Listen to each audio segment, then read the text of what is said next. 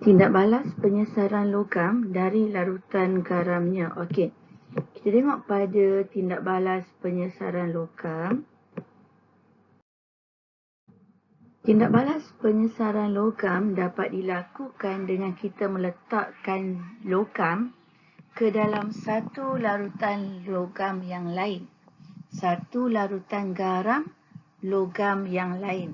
Contohnya macam zinc iaitu logam, kita masukkan dalam larutan kuprum 2 nitrat. Okey, kita tengok pada tindak balas penyesaran logam. Kalau logam yang dimasukkan ke dalam larutan kuprum 2 nitrat adalah lebih elektropositif, jadi tindak balas penyesaran logam dapat berlaku di mana zinc dia dapat sesarkan kuprum daripada larutan garamnya. Okey, bila tindak balas penyesaran berlaku, mula-mula zinc dia akan membebaskan elektron, di mana dia akan membebaskan 2 elektron dan dia akan membentuk zinc 2 positif. Kemudian 2 elektron ni akan diterima oleh ion Cu2 positif, ion kuprum 2 positif. Jadi bila ion kuprum 2 positif, dia terima 2 elektron, dia akan hasilkan atom kuprum. Jadi lama-lama tu, kamu akan dapati enapan perang akan terbentuk, di mana enapan perang yang terbentuk ni adalah disebabkan oleh wujudnya atom kuprum. Kemudian dari segi warna, warna biru larutan kuprum 2 nitrat akan semakin pudar. Sebab apa?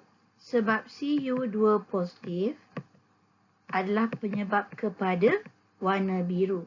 Jadi bila banyak ion kuprum 2 positif terima elektron untuk menjadi atom kuprum, jadi sebab itu warna larutan kuprum 2 nitrat iaitu warna biru semakin pudar.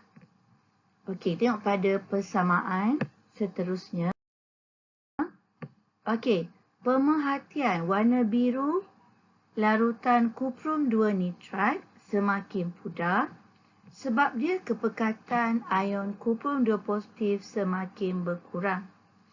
Yang kedua, pepejal perang terenak sebab pepejal kuprum terbentuk di mana ion kuprum 2 positif tadi dia terima 2 elektron untuk membentuk atom kuprum.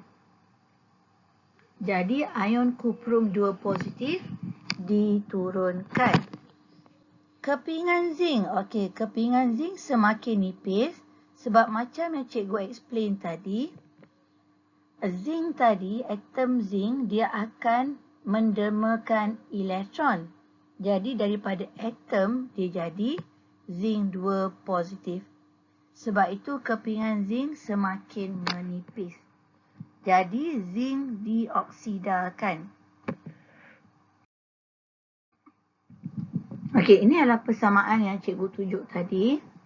Okey, zinc dalam keadaan pepejal tadi, dia dermakan 2 elektron, dia bebaskan 2 elektron. So, dia jadi zinc 2 positif.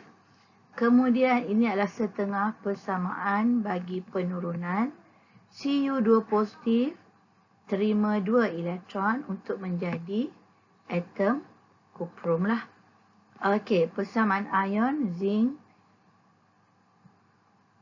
bertindak balas dengan Cu2 positif, hasilkan zinc 2 positif plus Cu.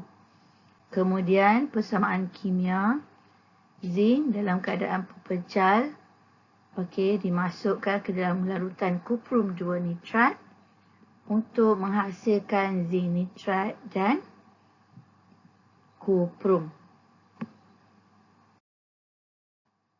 Okey, seterusnya ini adalah siri elektrokimia, di mana siri elektrokimia adalah penyusunan logam mengikut keupayaan elektrod piawai.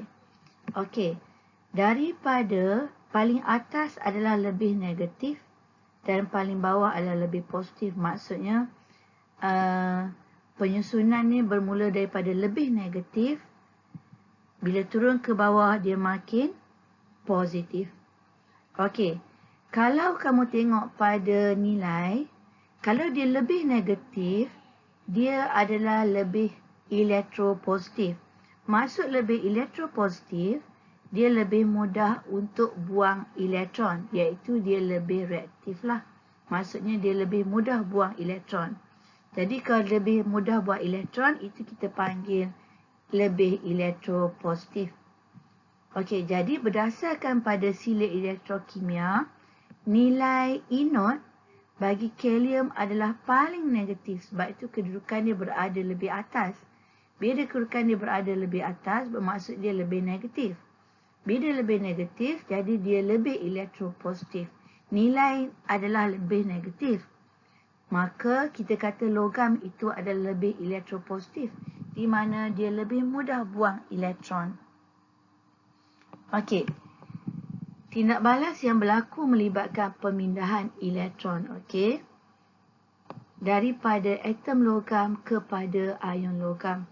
Maksud tindak balas akan bermula apabila terdapat pemindahan elektron. Dia, contohnya atom dibebaskan elektron, okey, tindak balas akan berlaku. Okey, logam yang berada di atas, okey, sama juga, yang lebih atas lebih elektropositif. Itu juga kita panggil sebagai ejen penurunan yang lebih kuat. Okey, jadi semakin rendah kedudukan suatu ion logam dalam siri elektrokimia, semakin mudah ion itu menerima elektron. Maksudnya, kalau dia lebih bawah, dia lebih mudah untuk terima elektron. Tapi kalau lebih atas, dia lebih mudah untuk buang elektron. Kalau dia lebih bawah, dia lebih mudah terima elektron. Ia juga merupakan ejen pengoksidaan yang lebih kuat. Kalau atas ni ejen penurunan yang lebih kuat, tapi lebih bawah adalah ejen pengoksidaan lebih kuat.